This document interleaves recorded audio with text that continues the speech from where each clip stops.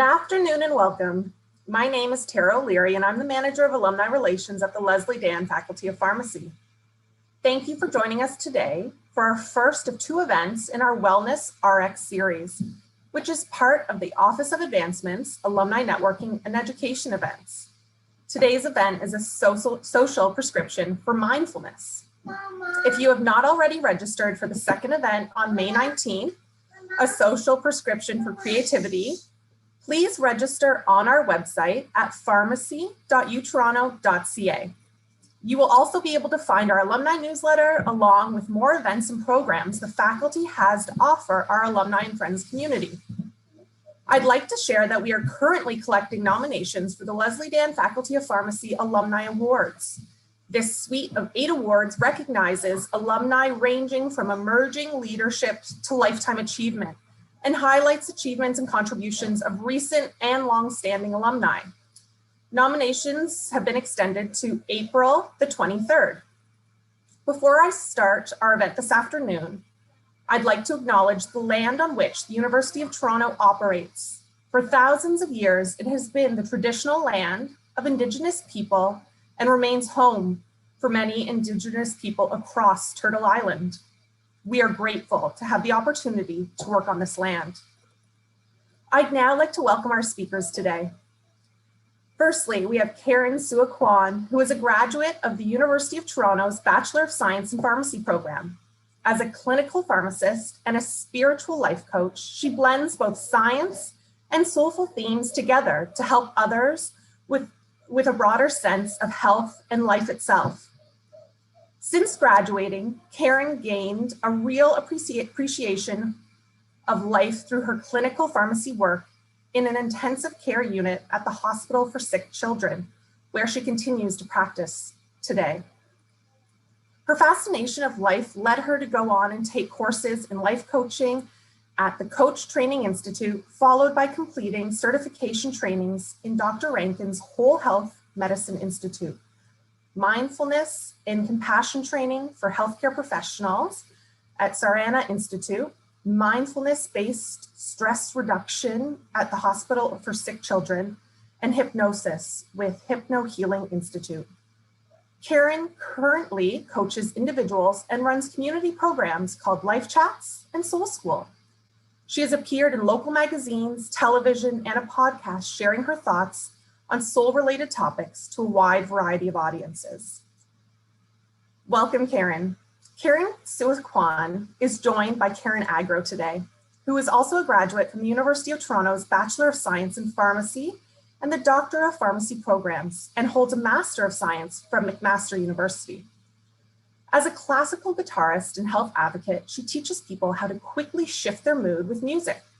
Karen began studying classical guitar at the age of 5, first with Ray Seeley of Western University, later with Eli Kastner of the University of Toronto, and Tim Phelan of Brock University. She participates in international guitar festivals and is an active performer at corporate events, retirement communities, and yoga events. Her repertoire spans classical, Spanish, and contemporary music. Karen has been keynoting for the pharmaceutical industry and major pharmacy chains in Canada for the past 24 years and has appeared in the National Post in her pharmaceutical capacity, on CHCH Morning Live, and on FM 98.5 in her musical capacity. Her pharmacy practice includes community-based care, pharmaceutical consulting, and professional speaking, running Agro Health Associates, Inc. for over 2 decades. Help me welcome Karen Sua Kwan and Karen Agro. I'll now hand it over to you both. Thank you.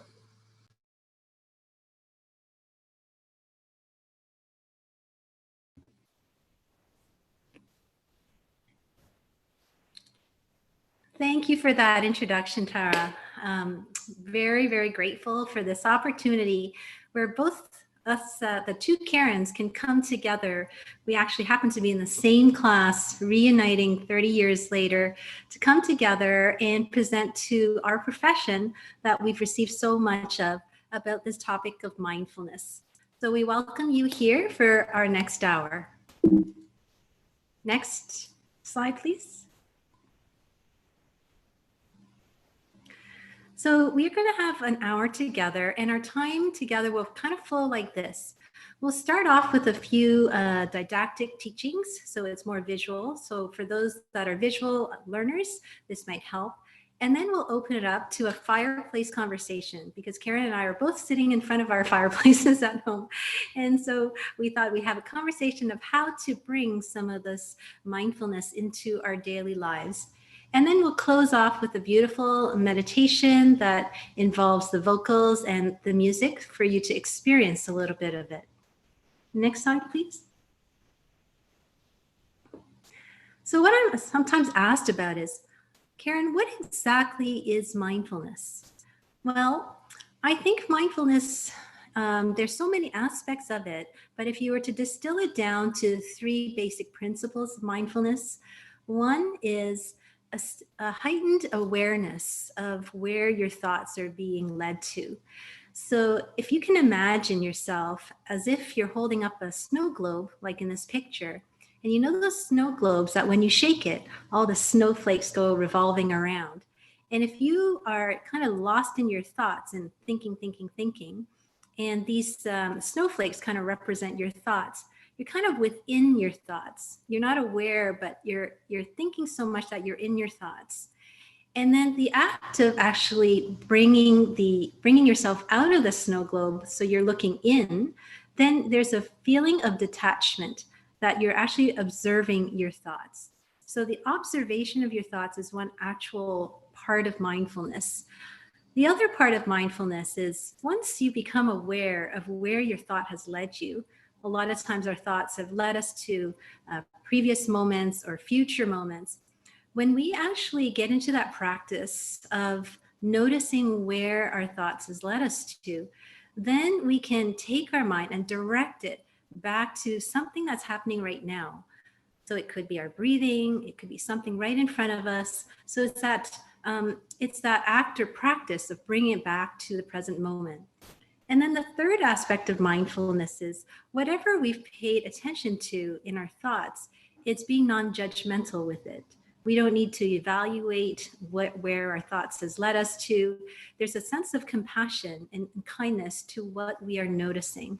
So mindfulness simply is being aware and having a heightened awareness of it, bringing ourselves back to that present moment, and being kind to whatever it is that we've become aware of. So it's a beautiful way of existing. So next slide, please. What are some of the misconceptions of mindfulness? Sometimes I hear, well, I can't stop thinking, right? And mindfulness doesn't necessarily mean that we no longer think. We all are gifted with a mind, so we're always going to be having thoughts. So the absence of thinking isn't exactly what mindfulness is, although the more you practice it, we could lead ourselves to that point, but that takes a lot of practice. And even myself, I'm still, have the thinking thoughts and all of that. So it's not really the absence of thinking. It's just more being aware of what we're thinking about. Or the other misconception is that it's only practiced by maybe more religious practices.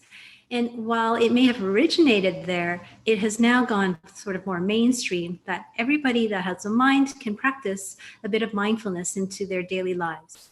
And then whether the other misconception is that we need a period of time. And so I'm told that I don't even have 5 minutes or half an hour or let alone an hour. And mindfulness can be practiced in a period of time, but it can also be practiced when we don't have a dedicated set of time. It can be practiced right there and then.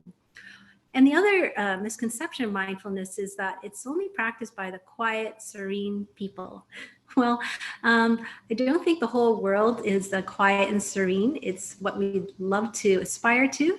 But mindfulness, as we practice it, we might get into that quieter spot within us. So it's really available for everyone. Next slide, please.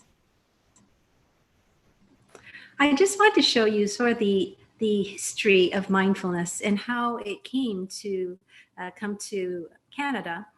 So in 5000 BC, as you can see, mindfulness originated from some of more the Eastern countries where it was part of their daily living and as part of their faith practices.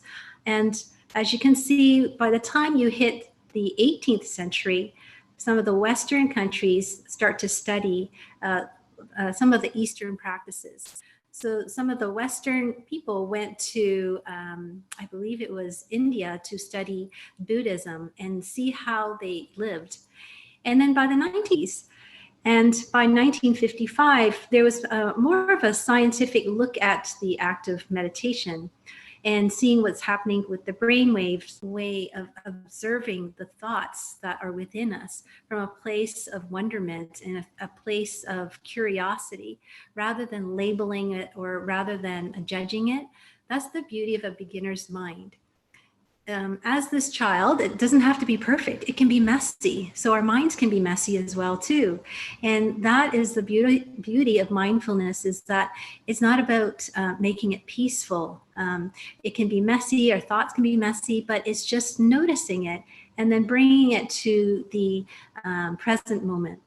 So as we practice it more, we begin to relax more. We have to just be with it rather than any doing, and we can analyze less. And that's the beauty of the beginner's mind. Next slide, please. So what are some of the skills of mindfulness practice? Some of these skills I find are really relevant to life. So whether we do mindfulness or not, it's a great way of cultivating some of these skills. One is concentration and focus, because as I mentioned, mindfulness is starting to notice what we're paying attention to. And then when we come to where our thoughts has led us, then we redirect our thinking to something that is currently happening in the now moment. Because sometimes when our thoughts takes us to the past moments, we may feel some regret or evaluation or blame or shame, or, there's some emotions that's coming up when we're reflecting back on what has happened in the past. And if our mind has taken us to the future, there sometimes can create a bit of anxiety or apprehension because we don't know what we don't know yet in the future. So in both realms of the past or the future, if those are bringing up emotions that are difficult to handle, then the best moment is staying in the present. So that's what they talk about in mindfulness. It's always just kind of redirecting our attention to what is happening now. And so that act of redirecting helps us to build the concentration and focus that we direct our mind to focus on something right now. Observation skills is also practiced as well too, because we start to pay attention to what is going on inside of us. A lot of times we're always focused on the world around us. We're taking in all the senses from our eyes and our ears, and it's always looking at the outer world. But observation, we start to pay attention to what's happening inside of us. What are the sensations? What does the breath feel like? So we pay attention to things that we don't normally pay attention to. Discerning awareness would be like able to label that experience from a place of neutrality. It doesn't have to be evaluated as that's good or that's bad. It just is. So there's a lot less judgment when it comes to mindfulness, that whatever our attention is brought us to, we just kind of be with it.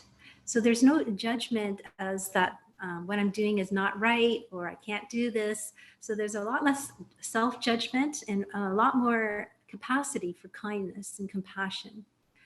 And then non-reactivity would be like you've noticed where your thoughts taken you, and then the act of surrendering or letting that go. So not inviting those thoughts to stay for tea or staying for the weekend, where we end up ruminating over things that have happened, years ago.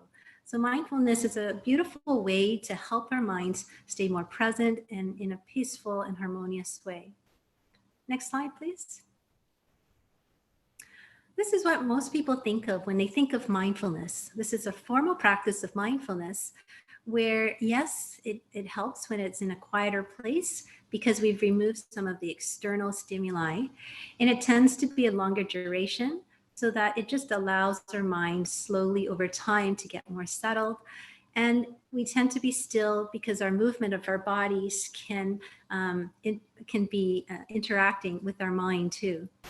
So mindfulness, some of the more formal practices of mindfulness, one is called breath-centered mindfulness, where if you notice that you're breathing right now, if you just take a moment and notice your own breath, you've already directed your mind to your own breathing. So wherever your mind has gone to is now come back to your breath, which is happening right now. So that's what the beauty of the breath-centered mindfulness formal practice is. Loving kindness meditation is where someone has guided you to a visual of someone that is very dear and close to you. Maybe it's a child, maybe it's a grandparent, and you start to feel those emotions of that feeling of kindness and care towards somebody else. And then that facilitator, mindfulness facilitator, will direct you to draw your attention to someone that's neutral. Maybe it's a stranger, but it's also still sending that same loving and kindness towards that stranger. You might have a mantra that might say, you know, may you be happy, may you be healthy, may you be safe, may you be well. You know, just that mantra of directing that to another person that's neutral to you. Or if they take it further and bringing to your attention someone that's challenging to you, someone that you have difficulty being with, and still releasing that mantra, may you be happy, may you be healthy, may you be well. It's just our way of existing and managing our own internal energies to the people around us. Visual guided meditation would be when someone is creating the scene in your mind and using your multi-senses to imagine that experience happening right there. So that way your mind isn't being led to all the other events that are actually happening in your world. And body scan mindfulness, which we're actually going to do a little bit later, is where you start to pay attention to your body sensations. And that's with the intention of directing your mind to what's going on inside your body. So these are sort of more the formal practices of mindfulness. Next slide, please.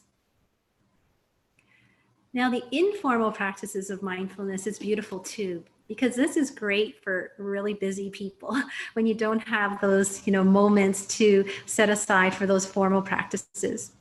So we all walk, and in the act of walking, it's noticing like the impact of our foot to the ground, or the weight of our shoe as it's being lifted. How often are we walking and then our mind is ruminating or going somewhere else in another part of the world, whereas mindful walking is really paying attention to the activity of walking itself. Mindful eating is really quite nice too. So imagine, let's say you have a strawberry in front of you. Most of us, or myself, I would just take the strawberry, stuff it in my mouth, eat it and watch TV at the same time, or, think about something else. But mindful eating is like using your different sensorial experiences so that when you pick up the strawberry, you're looking at the colors of that strawberry, that is not just simply red flavors. Does it come in the back of your mouth first, or the front of your mouth, or the sides of your mouth? As you swallow it, you feel the sensations as it's going down the esophagus. So when you pay attention with your senses and direct it in that intentional way, it becomes a beautiful experience of the act of just eating a strawberry. Mindful listening, I'll get into in the next slide. But really, the informal practices can be done in every moment. You could be feeling the keyboard, the keys on the keyboard, and hearing the sounds as you're clicking the keyboard, or the phone and noticing the sound of the phone. So it can be draw the attention to. Next slide, please. Mindful listening is a really nice way of how we interact with the world. And pause is an acronym for paying attention to, notice what you're paying attention to. And then understand that it's just a thought. It's not who you are. It's simply a thought. And then using the senses, the sensorial experience to help you stay present, and then to experience this beautiful moment to see what we can learn from. Because really the best time to pause is when you don't have time to pause. Okay, next slide, please. And I really like this saying. This is from Dr. Rachel Naomi Raman, who was one of my teachers in one of the courses I took. And she says, you know, when we help, fix, and serve, they represent 3 different ways of seeing people or seeing life. When you help someone, you see them as weak. When you fix someone, you see them as broken. But when you serve, you see them as whole. So it's about us being willing to serve from our place of our own presence, and that you trust that the other person is whole too. And so you connect from whole to whole. All right. Thank you. Thank you so much, Karen. That was a really great overview. And I must admit, I always used to think of mindfulness as a formal practice, and having worked with you now for the past number of months, it's so much more aware that you can bring it into your daily life at any point in time. But on that notion then, how do we start our day with our minds not already racing? Because I'm, for one, am very much a type A, out of bed, get going, got to start my day. And how do you start it in a better place? I totally can relate to you, because I'm a type A as well too. And I remember first when you wake up, you know, you turn off the phone, or you turn off your alarm, and you pick up the phone, check your messages, until someone told me that as you're checking somebody's messages and texts, you're already assigning a part of your life to be focused on somebody else's needs. So we never focus on our own needs as a way to start off the day. So one of the morning rituals that I've started doing now is that even before I reach for the phone, I mean, I might reach for it, just turn off the alarm, but afterwards I just take a few moments to be grateful that I've been gifted another day, you know, that I can see the sunlight or the shadows on the wall, and just be kind of present that thank you for gifting me another day.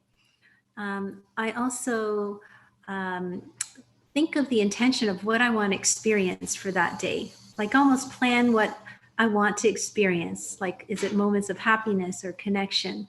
And I try to set the intention for the day. Even the morning rituals, like taking a shower, it's focusing on the sound of the water droplets, or even the pattern of the water droplets that's on the shower stall, like seeing the little patterns there. Like, you know, our mind is usually going off everywhere, but when you start to really listen to water or see the water, it's a different experience. Yeah. That's really helpful, because I must admit, it's so tempting just to jump on your phone first thing in the morning and let that direct your day. But in a busy environment, and those of us who are watching who are in pharmacy can relate to this, those of us who are in different professions or different aspects of life, all have busy moments. So I know when I'm in the dispensary and I'm trying to check a prescription, I'm got a doctor on line 2, someone needs me in the OTC aisle, someone also needs me elsewhere in the dispensary. I absolutely can't focus. Like, I feel totally scattered and totally pulled in different directions. And sometimes I just say, all I can do is just check this prescription. That's all I can do at this moment, is do that one task. I can't do everything simultaneously. How do you, manage that and manage those busy times, regardless of where you are in life? Great scenario, Karen. I think when I start to just even go to work, I'll just start there. Like when you're in the car, I used to just mindlessly have the radio on, and you're hearing all the noise of the outer world. Who has all the things that are happening, and they tend to elicit a bit of fear, right? Because it's all kind of negative news in a way. So I actually turn off the radio, and I kind of drive in silence. And when you drive in silence, you hear the hum, the natural hum of the car itself. And it's kind of meditating in that way. Or you start to notice the clouds drifting around. So it kind of sets that precedence. I figure if the news is big enough, it will find me, because I'm going to hear about it from people, right? Did you hear about this? And did you hear about that? As opposed to me looking for the news will find me over time if it's that big. So it's not like that you're totally not aware of what's going on in the world. I think in the busy work environments, especially in this time now, we all have to hand sanitize our hands. So a little trick that I've used, because I'm more of a visual person, to remind myself to breathe, is that whenever I have to hand sanitize my hands in between patients, like as I'm going from patient to patient, we have to sanitize our hands. I use that pump, that sanitizing, as a reminder to breathe. And I notice like the liquid, the coolness of the sanitizer. I notice it spreading across my fingers. So it just like takes everything that is going on here and directing it to the act of sanitizing your hand. And it might be just a couple of seconds, but because you sanitize your hands often enough, then it helps you to remind you, right? So that's a visual cue. Maybe an auditory cue for those that are auditory, when the phone is constantly ringing. So maybe it's instead of when the phone rings, our natural thing might be, it's like interrupting me, right? But it could be a cue to help us to remember to breathe. So every time you hear the phone, to link it to breathing, right? So ring and then you breathe. So it's like linking the things to things that helps you stay more present. It's really helpful because we go in and out of the dispensary, we have to sanitize. And then every time I'm at the grocery store, I'm sanitizing to go into the store. I'm sanitizing when I come back out of the store. I'm sanitizing in and out of my car. There's so many opportunities to breathe that I rush through it because it's like, oh, I have to do that to move on and get the next step in my day or prepare a meal or whatever it may be. So that's a really helpful visual cue because I would never think to breathe. It's almost like I pass through it because I have to do it, not because it's a time to pause. So that's really helpful. But talking about your day still, when you come at the end of the day, and I call it the third shift. So my first shift is like what happens in the morning. My second shift is my day. And the third shift is I get home, I'm tired. I've had a long day, whether I've been working at home all day and now I've got to kick it into home gear, or I've been out and I've come back. How do you bring yourself back and practice mindfulness in that time? Because I'm tired and sometimes it's just you push yourself through the day. Yeah. I can relate to that too. I think what I do is when I get back home, and my kids and my husband will know this about me, is I sit in the garage for a few minutes just to de-stress or to release all that's going on. Because when we move from one moment to the next so fast, right, there's no time to take a breather. So before I walk into the next place, which is the home, it's just reminding myself, say, okay, right? It's just taking a few deep breaths really does something. So having that quiet moment to yourself and deep breathing. When you're doing chores, right? We all have to still do chores, but it's focusing on the chore itself. So if you're washing dishes, for example, right? You're noticing the water or hearing the sound of the water, or the water, the suds, right? You see like the little colors on the soap suds. Or when you're putting the dishes into the dishwasher, right? You hear the clanking noise. And so it's like using your senses to pay attention to. And when you do that, then it takes your mind away from all the other things that is being distracted by. Before we start to eat, when we come to the table, we used to just stuff ourselves, right? But it's just taking a moment to have a moment of gratitude. So the family, usually my husband, myself, or sometimes the children, will talk about what we're grateful for that day, right? It could be, thank you for having a roof over our heads. Thank you for having this food that the sun was able to give us, this the food that we're about to ingest. Right. Thank you for the farmers that cultivated it. Thank you for the store that brought it to the home. So it's like thinking about these things that we normally would never think about. It just breaks that cycle of what we normally think about. Right. That's really helpful. I mean, and here in Ontario, for those of you who are watching who are in Ontario, or those who are watching elsewhere in the world, we're facing another stay-at-home order very shortly, probably announced sometime this afternoon. Don't want to preface the news because it will find us.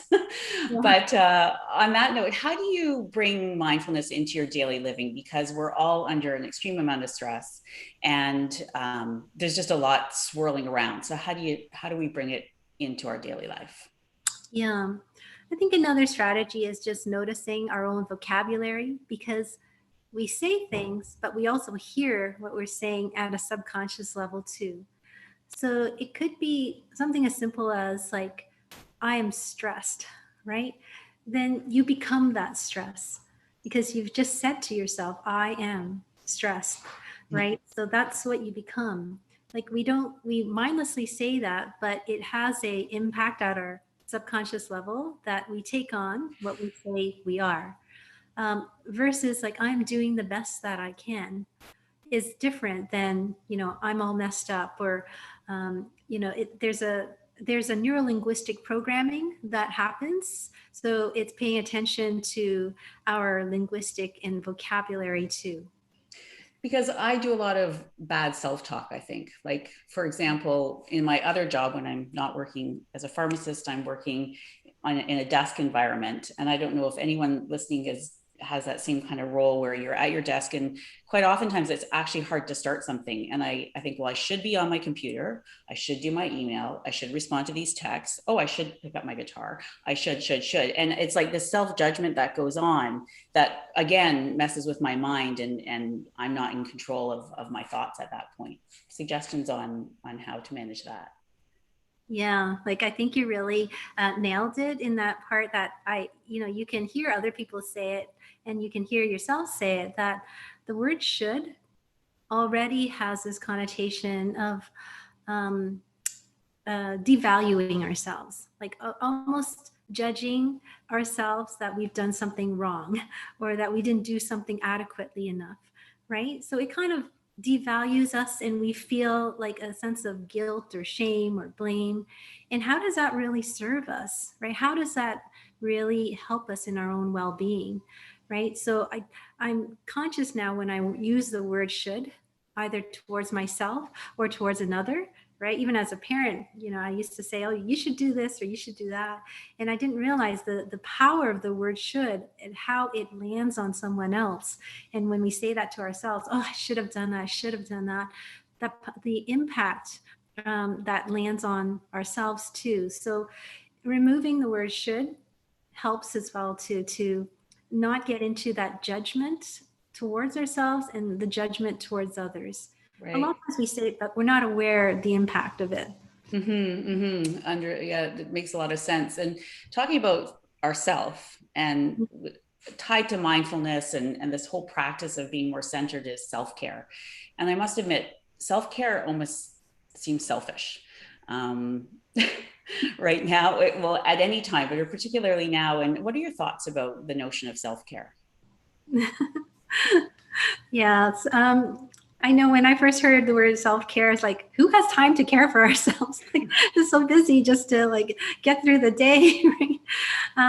Well, but I equate it to like a car, right? Car has only a certain amount of gas, and then once it runs out, it doesn't run anymore, or the engine starts to smoke up, right? And same with our bodies too, that we only have a certain amount of energy, that because we are always like in that caring profession, always taking care of other people, whether it's our patients or whether it's our families, we're always taking care because we're kind-hearted and empathetic, but we don't include ourselves in that mix of care.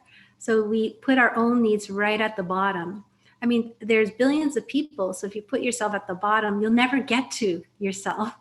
And so we run out of steam. And when that happens, we end up getting sick, right? So then how can we care for those we love when we're sick? Then all of a sudden, everybody else has to take care of us, right? So the self-care is so important for us to fuel up our needs. So noticing what our physical needs, our emotional needs, or spiritual needs, it's important to address that too. I try to keep that in mind because I tend to forget about the physical self-care part. Yeah. Remind myself to do that. It's almost like putting your mask on first. Yes. Right? You have to put your mask on first before you can help someone else or fill your bucket so you have something to give from. So yeah, it's being mindful and aware of it, so that you do bring it in. Otherwise the whole day can slip by and it's like there's been nothing for yourself because you've been giving from an empty bucket. But talking about other people, how do you, because we all face, regardless of what area of life we come from, wherever you are listening to this session, we all deal with people. It's not just us. So how do you bring mindfulness into coping with challenging people in your life? Okay. When I'm faced with someone that may be complaining a lot, or just when you feel your energy kind of being drained, right? And when you start to notice your own energy being drained, or you're in that shock all the time, and you just feel like lower and lower energy, then I think to myself, I say a little mantra like, send them love, because they're in pain, right? So I imagine like almost like a love beam that comes out from my heart, and sending them love, because they're probably more in a painful place than I am. And then I draw upon the energy of the universe to come within me. So I almost imagine a tractor beam of energy coming to fuel me, as if it's like a invisible energy, like filling up a gas tank. It's like that gas tank of energy within me, so that I have more energy to give to them. I think also when we're dealing with challenging people is acknowledging their suffering too, because people are coming to us with their different pain stories, right? And normally we would just jump on it and fix it, whereas sometimes people just need to be heard and understood. So is acknowledging their suffering is sometimes, enough just to be with them and acknowledge it, and help them being curious, like exploring the situation from different perspectives, not just simply from their perspective or my perspective, but maybe from an overview perspective or a bystander's perspective. When you open up the perspectives and seeing a situation from a place of curiosity, that invites more openness than judgment, where judgment closes everything. Right. And then if all else fails, then it's understanding that maybe when somebody is attacking you, they're projecting their pain towards you. So it has nothing to do with you. It's more that they're projecting something within that needs to get out. So you just happen to walk by and trigger something, right? and not to take it personally, because you know your own self-worth. So it's just understanding that people are probably just projecting out their inner pain, but we have to also manage our own energies, as we're always like transferring energy back and forth. That's a useful visualization for sure in managing that situation, and it would take practice to take yourself out of that and look at it from that perspective.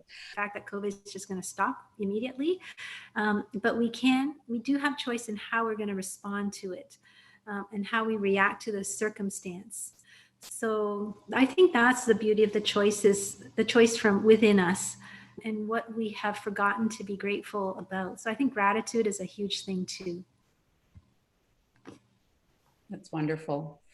Well, on that note, I think we're going to switch gears, and everyone skating all in a beautiful blue sky like today, and the clouds drifting around, floating gently. And you hear the beautiful birds chirping off in the distance. And being in this moment now, we are going to scan down the different parts of ourselves. So let's begin now to focus your attention on your forehead. And just scrunch your forehead gently and relax. And again, scrunch it carefully and relax. And now draw your attention to your eyebrows and lift them up and relax. And again, lift them up and relax. And now with your lips closed, put on a smile on your face and feel the muscles of your face as it stretches to a smile. And relax.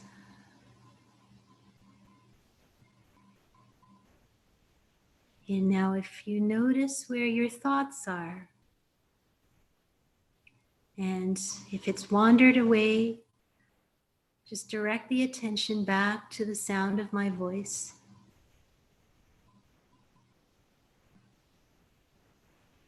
No need to judge this experience.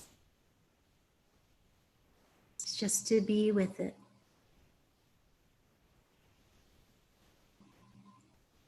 And now gently with your head, turn it to one side and slowly turn it to the other side.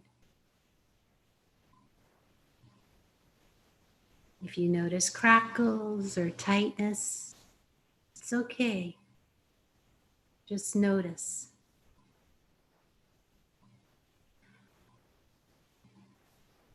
Beautiful just to be with whatever sensations is happening. And now with our shoulders, we gently lift them up to our ears and then just drop them in relaxation. And again, lift up and relax. And now place your hand on your chest and feel the warmth of your hand on your chest. And see if you can feel for your heartbeat. It's a reminder of the gift of life that is inside this body that gives you this moment to be here, to be on this earth. And now just gently move your hand onto your belly. And as you breathe in, notice your belly rise with each in-breath. And notice your hand drop in with each out-breath. And just do that for a few breaths on your own.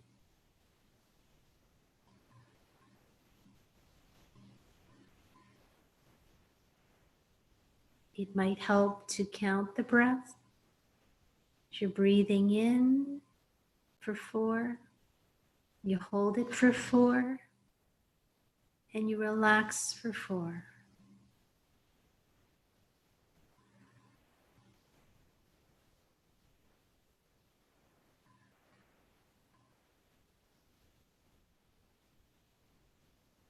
And if your thought has wandered again, just draw your attention back to the sound of my voice. No need to judge the experience. Just keep coming back. And now draw your attention to your thighs, and you tighten your thighs, and you relax.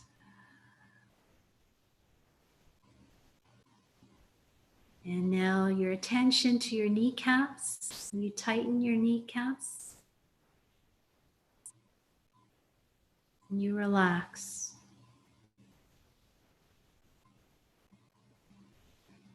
And now draw your attention to your ankles.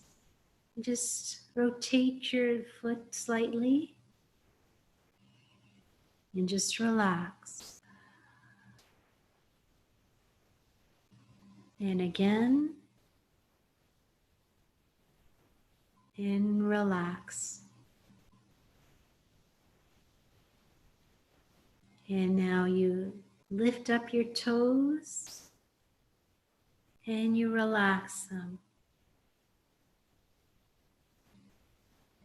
And now as you feel whatever sensations are going on inside your body, or whatever is going on inside your mind, just draw it back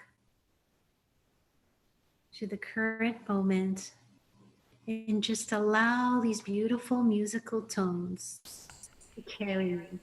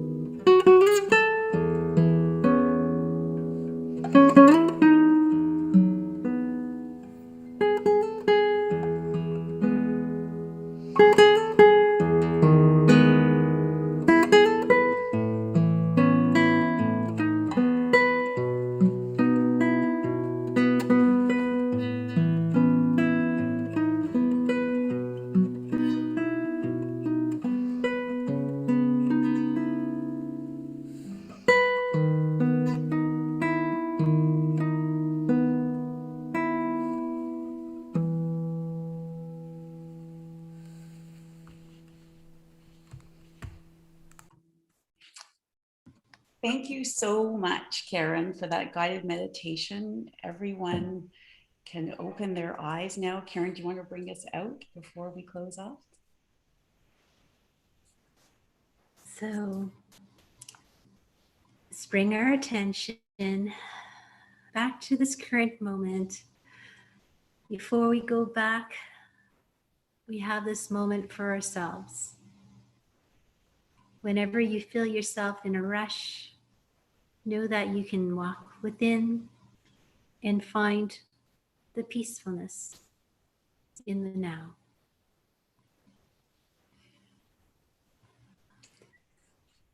There's so many takeaways from today's session that I've gained, and I'm so grateful to Karen for bringing all these little tidbits, things I can do right away, both formally and informally, to be more centered and more mindful throughout my day. I'd also like to thank the University of Toronto Faculty of Pharmacy for making this session happen. Karen shared this quote with me, and she said, "Our mind is a terrible master, but a wonderful servant." So make sure that you're the one giving the order to direct your mind and not the other way around. And I think all too often I am the opposite. So I need to be the master of my mind and be the commander of that ship. So without further ado, just to thank everyone for making this happen. Please stay tuned on social media. We are doing a session next month on creativity. Just so great to work with you, Karen, and give back to the Faculty of Pharmacy. And thank you to everyone, our colleagues, alumni, friends, family, people from all over our walks of life who have joined us today. You want to say closing words, Karen? Okay. I found, remember I was talking about Jon Kabat-Zinn, and he has this book called Mindfulness for Beginners. And on the back of the book, I'll just read the quote. Anything and everything can become our teacher of the moment, reminding us of the possibility of being fully present. The gentle caress of air on our skin, the play of light, the look on someone's face, a passing contraction in the body, a fleeting thought in the mind. Anything, everything, if it's met in awareness. So with that, thank you for having me, and thank you also to the Faculty of Pharmacy for putting all of this together, that we can bring all of our different learnings to give back to our profession as well as for the general public, because we all need this right now. We're all going through it together. Thank you, and have a good day, everyone.